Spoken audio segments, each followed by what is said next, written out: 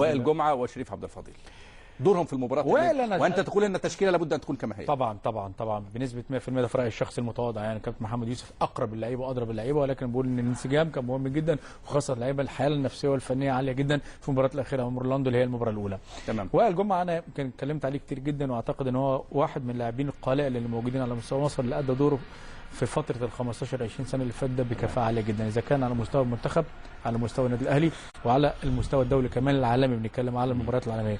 وائل من اللعيبه الممتازين جدا، ليدر للنادي الاهلي، قائد للنادي الاهلي، عنده امكانيات دفاعيه عاليه جدا. وائل الوحيد في افريقيا اللي لعب على كل رؤوس الحربه اللي موجودين على الساحه العالميه، واعتقد انه نجح معاهم بنسبه 100%. وفي عز تالقهم في اوروبا كمان. ومع هذا الاعلام المصري وبعض الاخوه المحللين المصريين وبعض الناس الجهابزه بتوع كره القدم المصريين بيتكلموا على وائل جمعه ان هو يعتزل.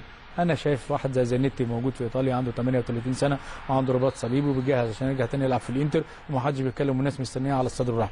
عندي لعيب زي وائل جمعه، ليه اموته نفسيا؟ طب انا اعليه، اخليه يقف على رجله، اخليه كمان لو عنده بعض الاخطاء او في مشكله ممكن اتعامل معاه بشكل رائع. واعتقد ان وائل يستحق مننا كمصريين وكمحللين وكاعلاميين ان مصر حتى لو هو كان عنده هفه، مصر كلها تقف معاه لانه فعلا اجاد وادى. وانا لم اسمع في حياتي في ال20 سنه الاخيره اللي هو الجمعه عن مشكله عملها لا مع جهاز فني تمام، ولا مع اعلام ولا مع اي شخص. تمام. شريف عبد